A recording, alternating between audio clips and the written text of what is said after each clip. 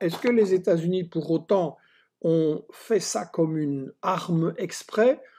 Ils ne sont pas stupides nécessairement, ils doivent bien se dire qu'ils se l'amèneraient en Chine. Évidemment, il y aura un effet boomerang et que ça va toucher le monde entier et l'économie et que ça va toucher les États-Unis aussi. Donc c'est comme avec le nucléaire.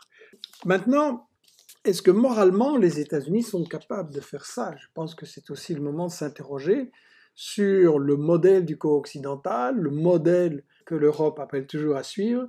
Et donc, il faut rappeler, c'est quelque chose que j'ai abordé dans le livre USA, les 100 pires citations. Comme on en a marre d'être traité de complotiste, j'ai fait un livre qui est basé uniquement sur des déclarations de présidents, de ministres et de stratèges des États-Unis, où ils disent eux-mêmes les crimes qu'ils commettent et où ils disent eux-mêmes comment ils s'arrangent pour le cacher à l'opinion. Donc la structure est celle-ci. On a la déclaration, la bio du bonhomme, la déclaration de la citation, et ensuite le décodage, c'est-à-dire le contexte de l'époque où ça s'est passé. Alors une des premières citations du bouquin, c'est en 1945 à propos d'Hiroshima.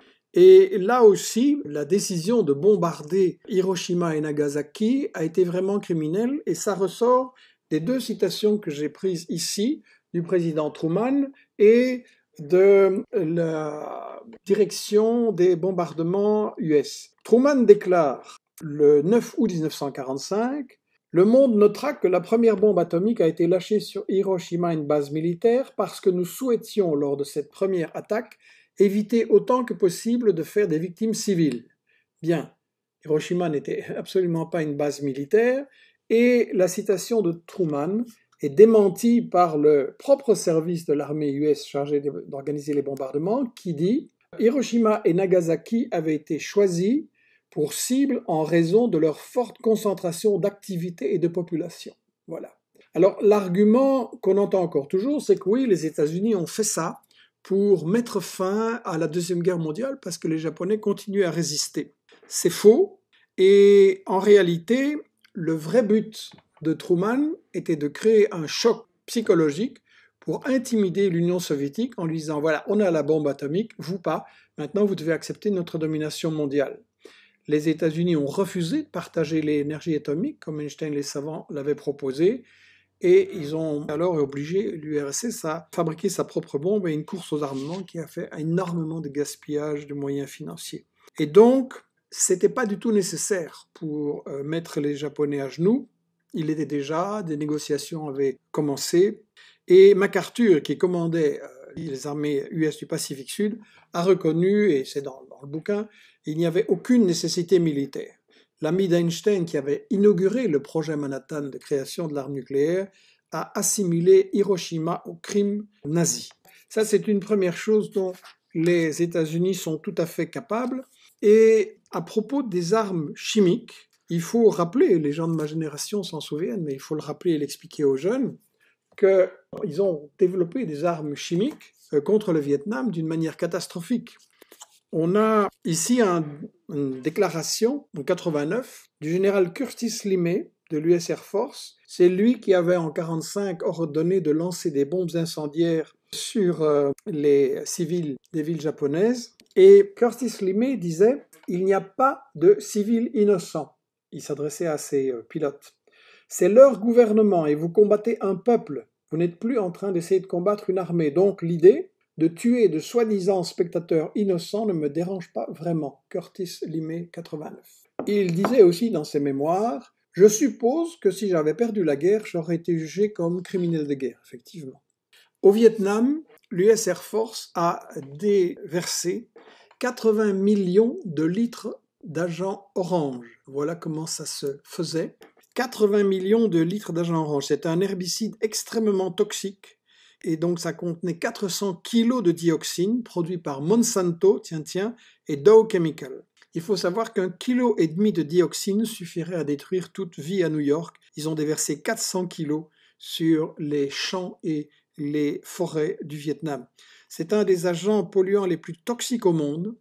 Ici, il y a encore d'autres bombardements. Dans les années 70, on nous montrait tout ça, on n'était même pas cachés. les bombardements ont frappé des très très importantes zones dans le Vietnam et les résultats, ça donnait ceci. Des enfants bombardés au napalm et fuyant, et après 2-3 années ou plus, et encore aujourd'hui, des enfants monstres. Il y a un très beau livre, je n'ai pas retrouvé dans ma bibliothèque, mais vous pourrez le trouver, Agent Orange, par un écrivain français que je salue.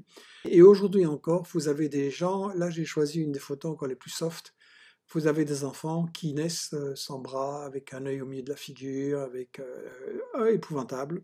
Et donc, l'agent orange a provoqué des anomalies génétiques, des troubles neuropsychiatriques parmi les enfants des générations suivantes. En 2009, la Cour suprême des États-Unis a refusé d'examiner les plaintes des victimes et les États-Unis n'ont pas voulu indemniser. Tout ça a été évidemment interdit par les conventions de Genève.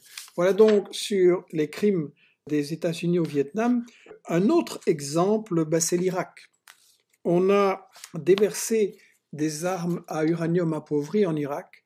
J'avais à l'époque organisé un colloque international, une brochure sur justement l'usage des munitions à uranium appauvri qui provoquaient de terribles dégâts dans la nappe phréatique, dans les enfants qui jouaient avec les déchets et aussi parmi les soldats contaminés. Et l'Irak a vraiment été un laboratoire de guerre chimique pour les États-Unis, avec, on y reviendra, mais je le signale quand même déjà, les sanctions qui ont été prises contre l'Irak en lui interdisant d'importer des médicaments, des équipements chirurgicaux, etc.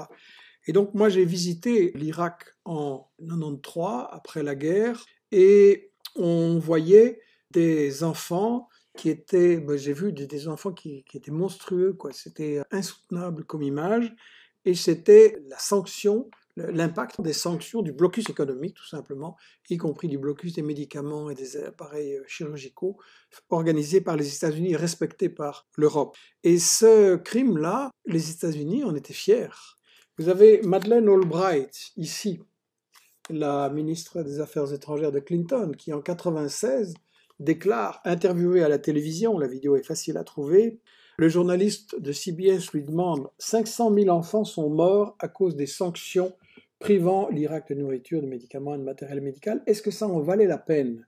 Et Madeleine Albright répond « Je pense que c'est un choix très difficile, mais nous pensons que cela en valait la peine. » Et donc, le coordinateur de l'ONU pour l'Irak, Denis Hallyday, un fonctionnaire officiel de l'ONU, a déclaré « Nous détruisons une société tout entière, c'est aussi simple et épouvantable que cela. » Il a démissionné pour protester, mais ça a eu très très peu d'écho dans les médias. Oui, les États-Unis sont moralement capables de faire ce genre de choses. Ils sont capables d'énormément de crimes. Je l'avais résumé dans la conclusion de ce bouquin, je cite « On collabore avec Hitler. On lance la bombe atomique, on protège et on recrute des nazis, on bombarde des populations civiles, on emploie des armes chimiques et biologiques, napalm en Corée et au Vietnam, on assassine des chefs d'État, on impose des dictatures fascistes, on soutient des génocides, on prépare des attentats. » Voilà, tout ça est dans le bouquin. Donc si vous avez parmi vous des gens qui sont sceptiques et qui pensent qu'on exagère et qu'on voit le mal partout, dites-leur, voilà, les États-Unis eux-mêmes l'ont reconnu. Pour ceux qui doutent des USA, le livre de William Bloom, L'État voyou, apporte beaucoup de preuves, nous dit Jean-Luc. Oui, je vais aller le chercher là sur ma table, je vais vous le montrer, c'est vraiment quelque chose à recommander. Le voilà, L'État voyou. William Bloom, c'est un livre qui a été épuisé en France, qui est excellent. C'était un ancien fonctionnaire du département d'État américain, décédé il y a 1 an et demi malheureusement. Et là, si vous avez encore des illusions sur ce dont les États-Unis sont capables, bien, lisez-le d'urgence. À quelque chose malheur est bon, comme on dit, peut être l'occasion de développer beaucoup plus de contact avec vos proches, de réfléchir avec eux aux maladies de notre société, aux maladies que cette crise révèle, et de justement travailler ensemble à construire un monde meilleur. Et donc, c'est l'appel que je vous lance. Aider Investigation à continuer son travail d'information. Contactez-nous pour donner des coups de main. Faites connaître notre travail. Envoyez-nous vos questions, vos témoignages. Et ensemble, dans la bataille contre le virus, contre la désinformation, contre l'égoïsme, pour la solidarité, pour une information qui nous libère. Je vous remercie. À demain. Contre la désinformation, contre l'égoïsme, pour la solidarité, pour pour une information qui nous libère.